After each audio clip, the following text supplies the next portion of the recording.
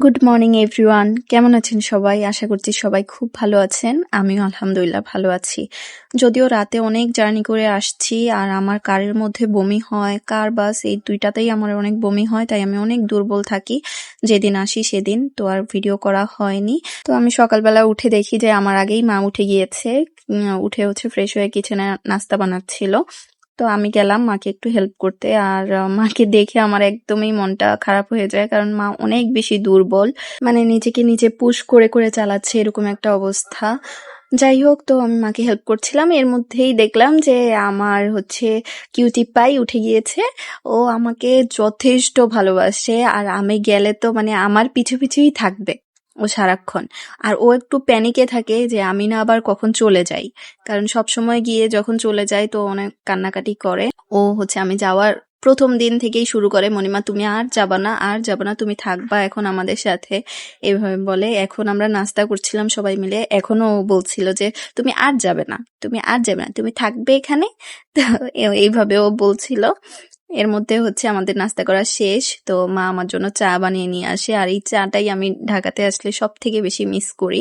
Anyway, তো ভাইয়া এখানে লাগেজ খুলছিল, লাগেজ খুলে তো আমাকে হচ্ছে নিডোর এই পটটা দেখাচ্ছিল যে এটা কিভাবে বাঁকা হয়ে গিয়েছে। বুকিং এ দিলে তো মানে মোটামুটি এরকম হবে, এটা আমরা জানি যে বুকিং এ হচ্ছে সব সময় লাগেজের উপর অনেক অনেক প্রেসার যায়, লাগেজ হচ্ছে অনেক সময় ভেঙেও যায় বুকিং এ দিলে, কিন্তু তাও কিছু করার থাকে না, বুকিং এই দিতে হয়। তো এখানে হচ্ছে ভাইয়া অনেক চকলেট নিয়ে আসছিল, এই চকলেটগুলো হচ্ছে আমি আলাদা করে সাজিয়ে রাখছিলাম। তো এগুলা দেখে তো আমার সারা রিফা হচ্ছে প্রচুর খুশি যে বাবা ওদের জন্য হচ্ছে অনেক চকলেট নিয়ে আসছে, আর এগুলা নিয়ে ওরা অনেক এক্সাইটেড ছিল। দেন ভাইয়া আমার জন্য একটা গিফট নিয়ে আসছে, তো সেই গিফটটা আমাকে দিচ্ছিল, আর সেটা হচ্ছে একটা ল্যাপটপ।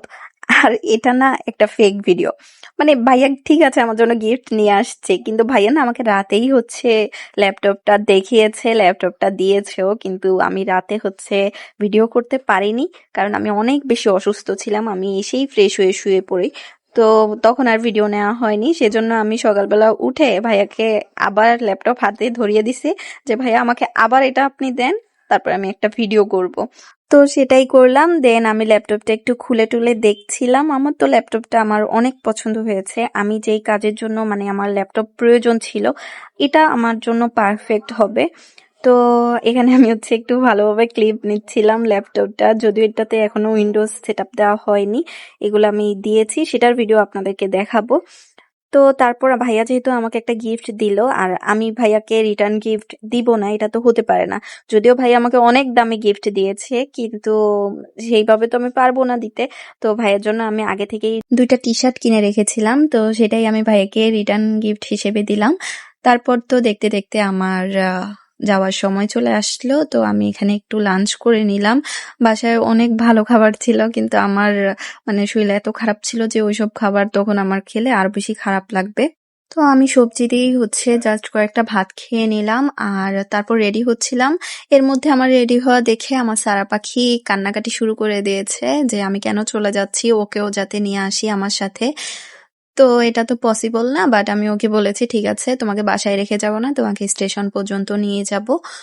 দেন ও একটু কান্না থামিয়েছে, তারপর আমি মায়ের থেকে হচ্ছে বিদায় নিয়ে নিলাম। আর এই সময়টা অনেক বেশি কষ্টের, যারা মানে বাবা মাকে গ্রামে রেখে বা দূরে রেখে ঢাকাতে পড়তে আসে আর ঢাকাতে মেসে থেকে পড়াশোনা করে, তারা এই জিনিসটা খুব ভালোভাবে বুঝতে পারবে।